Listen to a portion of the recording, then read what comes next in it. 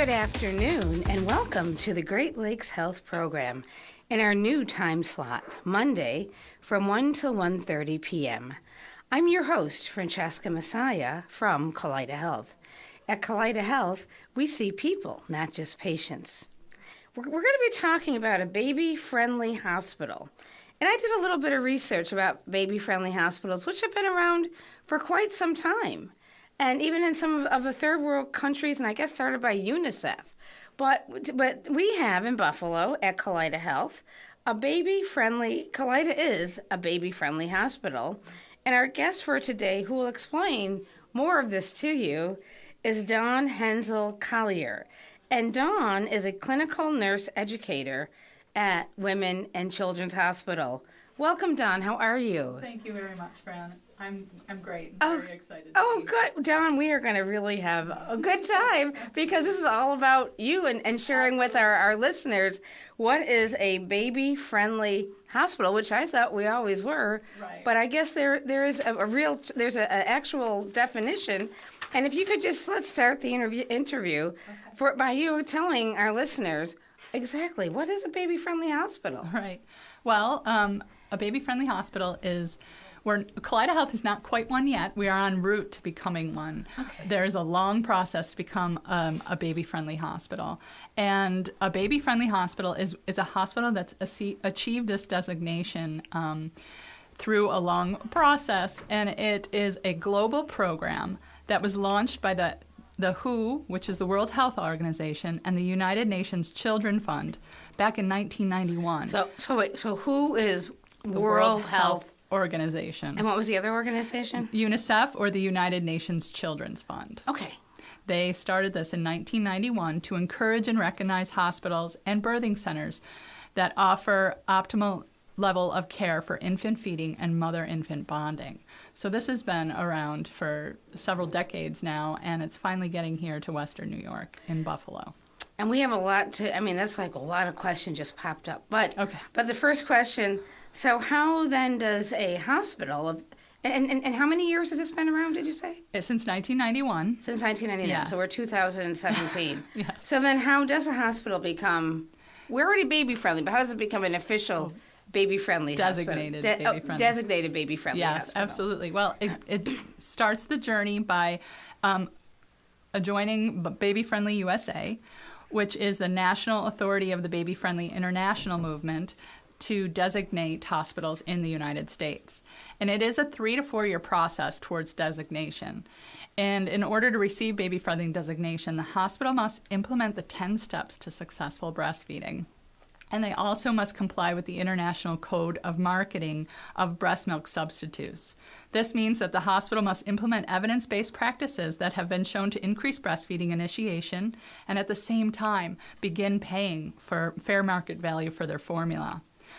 There are over 150 countries in the world that have baby-friendly hospitals, including the United States, and more than 20,000 maternity facilities have this designation already. But currently, but that is a large number, there's 416 U.S. hospitals and birthing centers in the 49 states, including the District of Columbia, that have this baby-friendly designation. So one of the things that you mentioned about a designated baby-friendly hospital, you mentioned 10 steps. Mm-hmm. What are some, and I know we do have other questions, and this is funny because when I went on the website to do my information, I did see something about the 10 steps, but I couldn't see what it was. Right. And so just to share a few of the steps that the audience, that our listeners may be interested in hearing in terms of what makes this hospital, this designation unique. Yeah.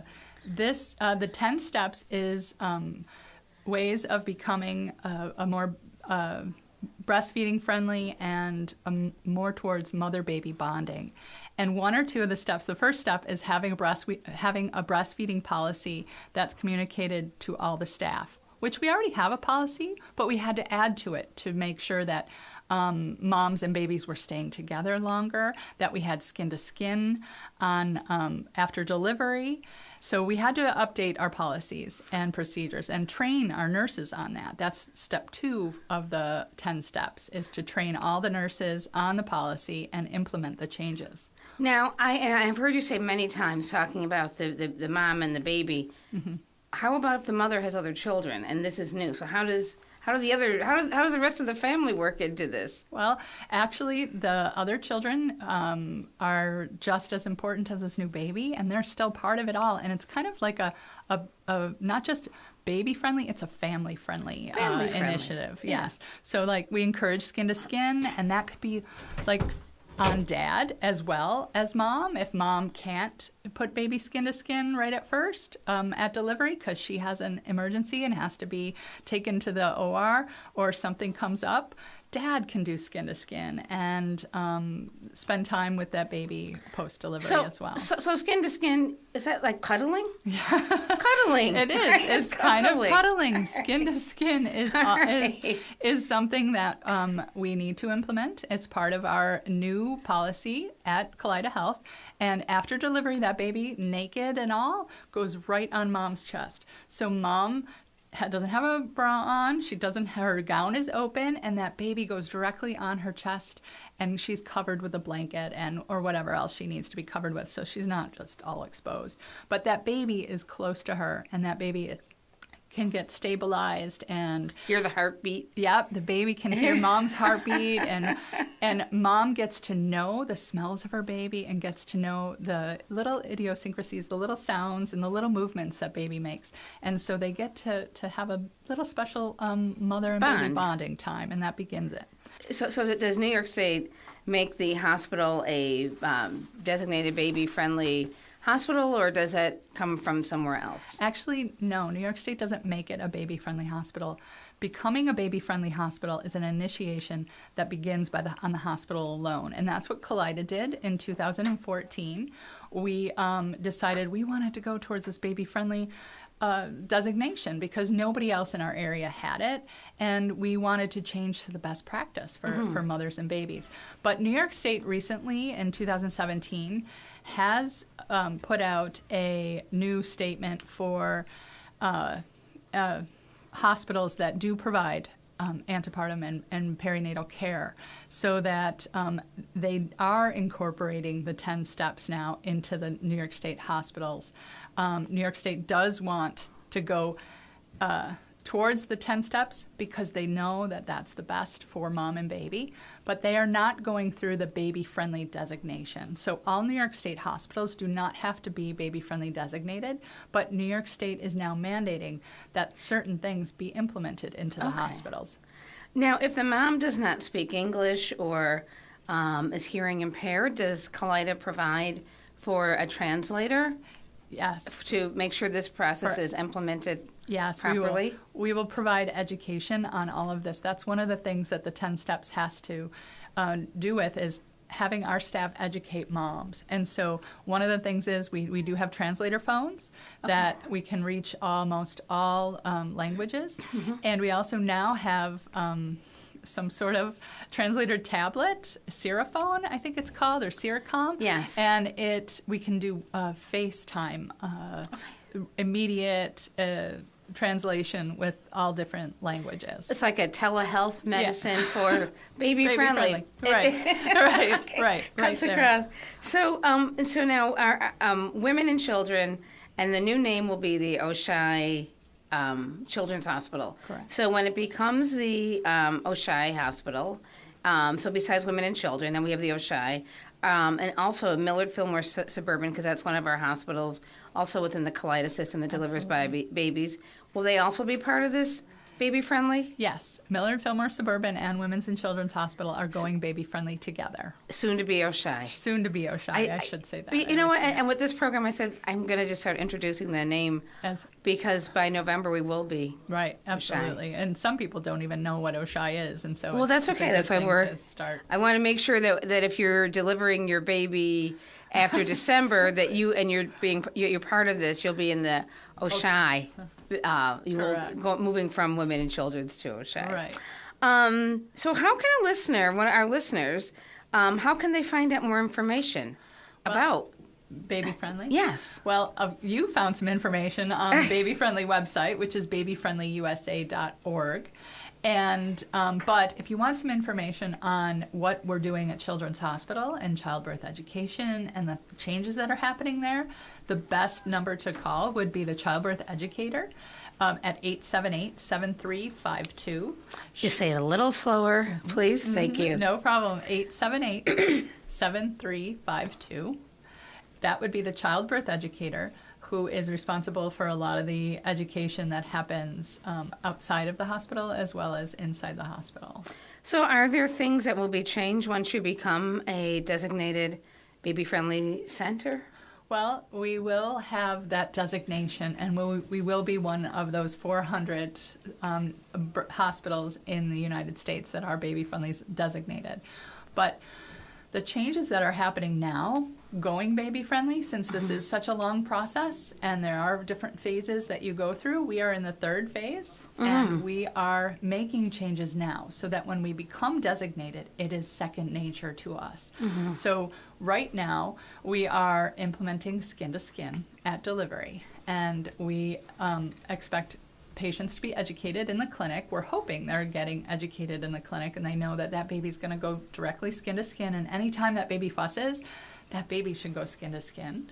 We're also implementing rooming in, which is 23 or 24 hours a day of rooming in. Now, if the mom doesn't... What does that mean? That means... rooming in, right, roommate. Rooming in. Your baby's your roommate? Yep, your baby's your roommate. Okay. And if for some reason something's up and you can't have that baby in, or you don't want that baby in, or you don't have anybody to watch that baby, there is still a place for that baby to go. But we are encouraging more and more moms and babies to room in and kind of share their stay in the hospital together. And so those are things that are changing, but they won't just change once we get designation. They're changing as we're moving through towards designation. There's education, a lot more education is happening prenatally as well as in the hospital, on the floor when you arrive at the hospital. So there are changes that are happening in this process. And then once we get designated, hopefully it'll just be second nature, like I said. Then once the mom and baby leave, is it continuing education? Yes, we don't necessarily offer anything in our clinics at this point in time. We are trying to develop different postpartum clinics or breastfeeding little clinics for those, but we don't have those right now. But we do hook moms up with the appropriate resources that they need. We hook them up with either the VNA, who will come and help mom who needs breastfeeding. We also hook them up with the Leche League and the Care Connection and different places that So have... Baby Cafe, now that word is making sense. Right, the Baby Cafe. The lights are coming on. Right. We don't have... We used to have those, and then we kind of... did away with them out, yeah. They phased out, and now we're trying to work on getting those back so that moms will have more direct support in Collier rather than at home or in outlying areas.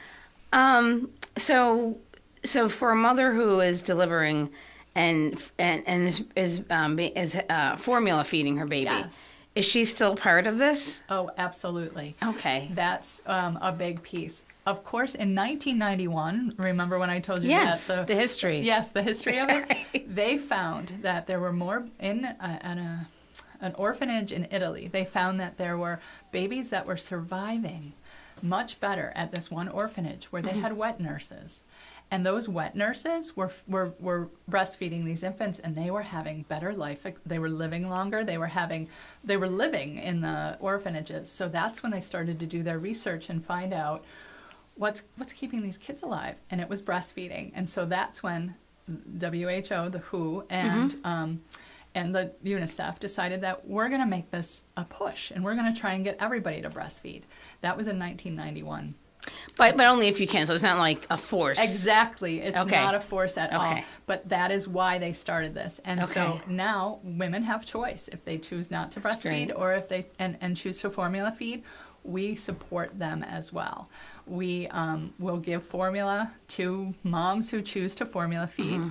Of course, because we are going baby-friendly, as well as now New York State, these 10 steps require us to educate moms. And that's one of the biggest pieces of going baby-friendly, is talking to moms and letting them know the benefits of a skin-to-skin, of breastfeeding, of rooming in, of bonding with your baby. And so these pieces... Talking to your baby. Right.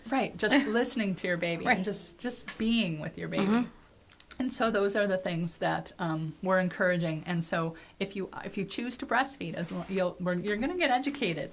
If you choose to bottle feed, you're going to get educated on the benefits of breastfeeding. But if a mom chooses to bottle feed, that is up to her, and that is her decision, and we support that. And not that I can speak for babies, but if I'm going to speak for babies, babies can listen and they have their ways of communicating. So I know we're talking about moms talking to babies, but I know babies also internalize it. Not that a baby has ever come up and said that to me, but I just feel that they can do that. Right. It's a two-way street. It absolutely is. How about the our Collier clinics? We're running out of a little bit of time, but how about our Collier clinics? And will the clinics be designated baby-friendly sites? Yes, they will. They will be designated baby-friendly sites as well. That's where all the education starts.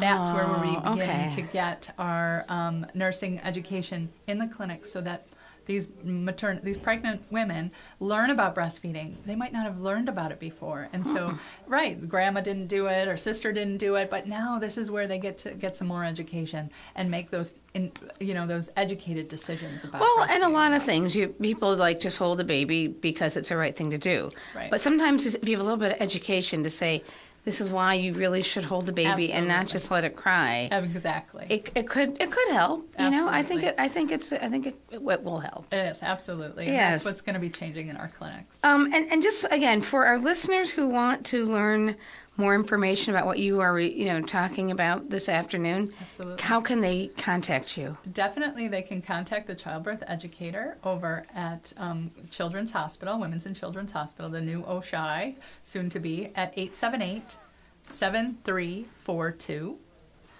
And or on the website, which is www.buffalobaby.org. And that's easy, www.buffalobaby.org. So upon delivery, what can a woman expect when she arrives at the designated baby-friendly hospital? Yes. She will come in and she will give birth just like she had planned. But once that baby's born, like I mentioned earlier, that mom needs to understand that baby is expected to go right on skin to skin. And they weren't before? No. Before? Yeah, that's my question. Yeah, the babies were taken away to the warmer. The nurse did all her measurements, wrapped the baby up, put the diaper on, did all of her things, and then brought the baby back to mom. And that is the old way of... What was it, like a half hour did that take? Sometimes 20 minutes, sometimes 15. But as the years have gone on, they have shortened that time. So some moms today are only doing... nurses are doing it for, just only a few minutes. But based on the baby-friendly expectations, and now New York State as well, that baby will go directly on skin to skin, and that nurse will observe that mom and baby as a couplet. And she will do the baby's vitals and watch that baby while that baby is on mom, as long as everything is okay. Now, do they clean the baby off before, or is the baby... the baby goes right there on the chest. It is a new way. It's a new way. It's a new way.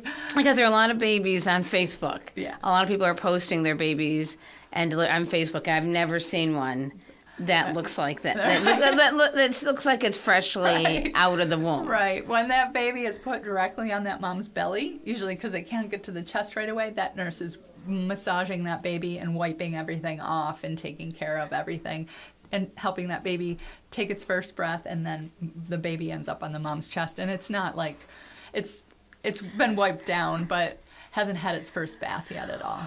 We only have like another minute or so left, a couple of minutes. Was there anything else that you would like to discuss? Any of the other steps that you really feel are critical about being a designated baby Well, I think location? that one of the important things is why you would choose a hospital that's baby friendly. And one of the things is that this is the gold standard for mother and baby care and the practices. And this is the number one evidence-based gold standard for maternity care, and we're starting to implement this at Collier-Hezel. And so it's not something that is just a whim in that, we're trying out for the first time. This has been a practice that has been long studied. And I haven't asked you, what is your role at the clinic? Oh, sorry. I said what you do, but what is I know. I'm the nurse educator, so I'm educating all the nurses on the changes, because this is a big, heavy nursing initiative. Yes, it is. And it's there's a lot of changes. Like I said, the nurses would take the baby away. The baby would go away for 4 hours 5 years ago. And now a year ago. Yes, today. Yes, exactly. But now this baby's starting to stay with mom the entire time, and they're doing things in the room. The baby and mom have a better chance of bonding and being together for a much longer time. And, starting to initiate breastfeeding, a lot more education's happening. So there's a lot of nursing changes that I'm responsible for educating. And that's hundreds of nurses, I just want to say. I just want to say this. And so I just want to thank you, Dawn. I know we're running out of time, and thank you so much for educating us about the first phase, really, of our baby-friendly Oshai Children's Hospital. Absolutely. I hope you. To come back when we move to the next phase. Oh, yes. Yeah. And also and let me know, so making sure you have you back. Absolutely. Well, thank you. Thank you so much. And we just have a few announcements coming up this week. We're going to be at one of our area beverage companies for an employee wellness fair.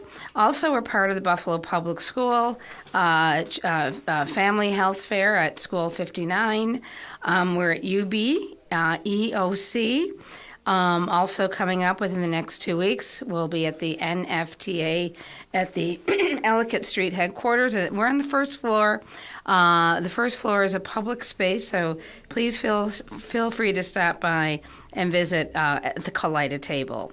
And for details, please check our Collider Health website or call 859-8045. That's KALEIDAHEALTH, or call 859-8045. In 2 weeks, our guest will be our president and CEO of Collier-Hezel, and that is Jody LeMayo. And also the guest with Jody LeMayo, it will be Michael P. Hughes, who is the Senior Vice President of Marketing and Public Relations for Collier-Hezel.